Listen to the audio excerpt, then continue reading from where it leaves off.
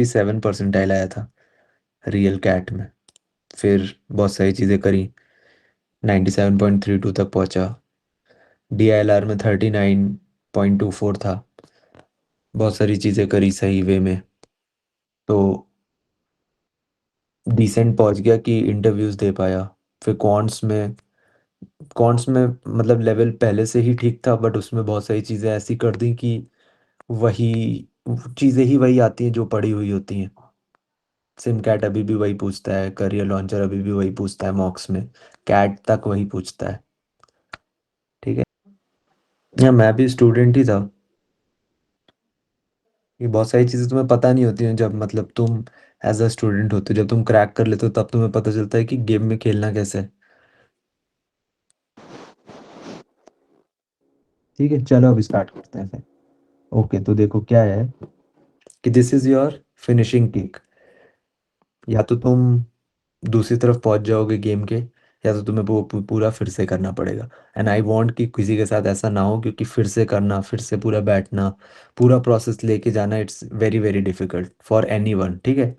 तो अभी हम लोग क्या करेंगे, VARC में we will start with VARC, जहाँ पे हम लोग ऐसा डिस्कशन करेंगे कि किसी के अभी नेगेटिव मार्क्स आ रहे हैं, किसी का सिंगल डिजिट में स्कोर आ रहा है, मे बी 5 to 7 मार्क्स आ रहे हैं, बहुत ख़राब हालत है, 20 30 40 परसेंटाइल है। फ्लक्चुएशन हो जा रहा है मार्क्स में, या तो कभी हो जा रहा है तो 25+ निकल जा रहा है, बट कभी हो जा रहा है तो 12 भी नहीं हो रहा है। ठीक है।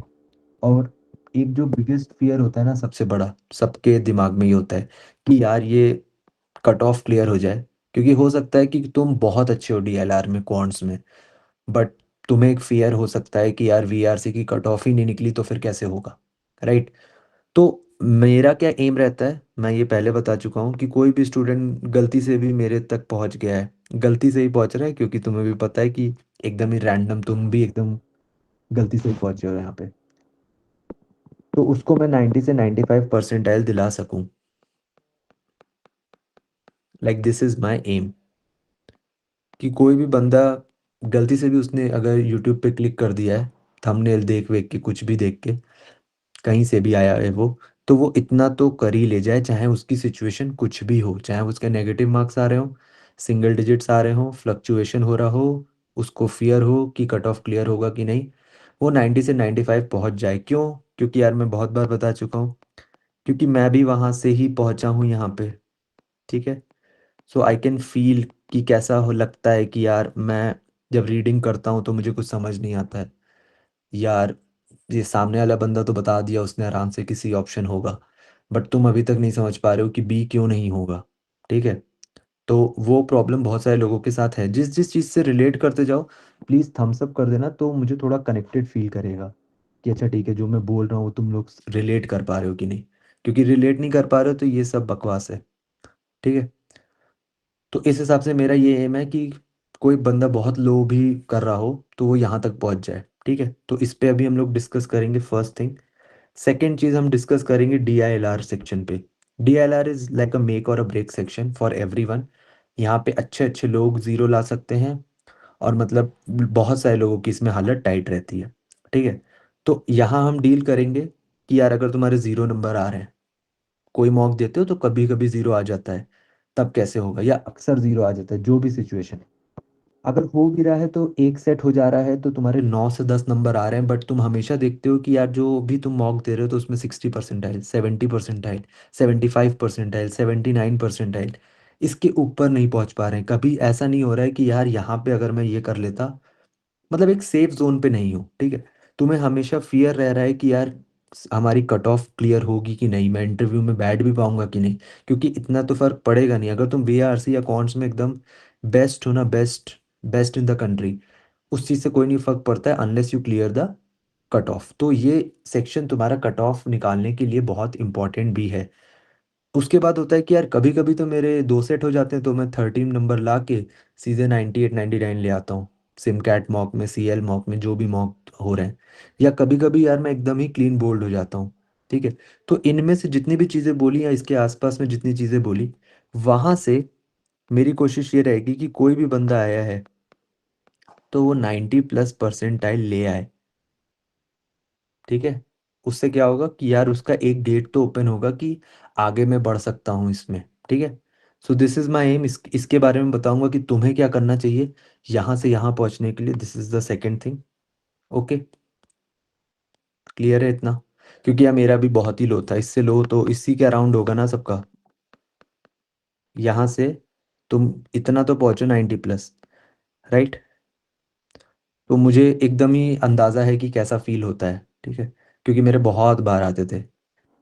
ऐसा नहीं था, ये जो यहाँ पे ऐसे लिखा हुआ है, ऐसे जब मैं लिख रहा था तो सोच रहा था कि ठीक है, इसमें फेलियर्स नहीं लिखे हुए हैं, इसमें सिर्फ सक्सेस लिखी हुई है। कि कैट में देखो, इसमें इसने फोड़ा, कॉन्ट्स में फोड़ा, एनमैट में फोड़ा, स्नैप में फोड़ा, ऑल इंडिया रैंक 9 लाया 12th में, बट उसके पीछे कितनी बार फेल हुआ, वो भी है, वो भी है। और मैं उसमें मतलब ज़्यादा बिलीव रखता हूँ कि it's it was like better for me fail होना। सक्सेस में क्या है, एक बार आ गया उसके बाद कुछ नहीं है। एक बार तुम यहाँ पहुँच गए, सब नॉर्मल लगने लगेगा। ये जैसे जितना भी चीज़ें आसपास में, तुम्हें थोड़े देर के बाद तुम अडेप्ट कर ही लोगे कि यार ठीक है, आई एम से हूँ। बट वो अंदर घुसने के पहले जो एक जर्नी होती है ना, वो बहुत ही खास होती है। ठीक, अब आते हैं कॉन्ट्स में। कॉन्ट्स में क्या करेंगे? कॉन्ट्स में स्पीड लो है तो क्या करें? फोकस एरिया क्या होना चाहिए? अलजेब्रा होनी चाहिए, अरिथमेटिक, ज्योमेट्री। और पढ़ें तो पढ़े कहाँ से? कहाँ पे मुझे कॉन्क्रीट पूरा का पूरा मटेरियल मिल जाएगा कि जिससे मैं पूरा का पूरा समझ लूँ। देखो प्रॉब्लम क्या होती है ना, मेहनत करने में किसी को नहीं प्रॉब्लम होती है। प्रॉब्लम ये होती है कि यार मुझे एक सही डायरेक्शन मिल जाए ना, तो पढ़ तो मैं 12 घंटे भी लूँगा, है ना? मानते हैं सब लोग ये चीज़। वो डायरेक्शन नहीं मिल रहा होता है, एक कन्फ्यूजन रहता है दिमाग में कि अरे यार ये सफिशिएंट है कि नहीं, इससे आएगा कि नहीं, यार ये करूँ कि ये करूँ। फिर तुम देखते हो एक और कोई आ गया है यार, वो कुछ और बता रहा है कि ये कर दूँ, तो तुम्हारा माइंड कहाँ रहता है? डिस्ट्रैक्टेड रहता है हर जगह। इधर भी चले जाऊंगा, इधर भी, इधर भी, इधर भी। और इनको मैं कहता हूँ ढीले मुक्के तुम मारते हो लाइफ में। कभी भी ढीले मुक्के मारने से सामने की वॉल नहीं टूटती है, ठीक है? वीक पंचेस, लाइक तुम्हारी वॉल नहीं टूटेगी। एक ही मतलब मारो पर जोर से मारो, तो वही चीज़ है। तो फोकस एरिया क्या होना चाहिए, कैसे पढ़ना है, क्यों कैसे नहीं पढ़ना है, उन सब चीज़ों पे बात करूंगा। नॉन मैथ बैकग्राउंड से हो तो क्या करें, जीरो लेवल पे हो तो क्या करें, ठीक है? क्योंकि देखो यार, जीरो लेवल नहीं होता है, ठीक है? अब मैं भी तो बोल सकता हूँ जीरो लेवल मेरा वीआरसी में था, पहुंचाया ना खुद को। So there is a path, there is a path. और मैं बस तुम्हें वो पाथ बताने के लिए इधर आया हूँ, ठीक है? और उसके बाद अभी भी कंफ्यूजन रहता है कि कैसे होगा। इसके बाद लास्ट पोर्शन हम लोग ये डिस्कस भी कर लेंगे कि यार मॉक्स की कितनी इंपॉर्टेंस है, और अगर इंपॉर्टेंस है तो क्या कर रहे हैं, व्हाट टू डू, एनालिसिस क्या होता है, हाउ टू डू। फिर उसके बाद आता है कि वाई टू डू, ठीक है? तो ये सारी चीज़ें भी हम डिस्कस करेंगे। आई होप ये थोड़ा ग्लिम्स तुम्हें क्लियर हो गया होगा कि अच्छा होगा क्या इस सेशन में, ठीक है? तो अब मैं स्टार्ट कर देता हूँ।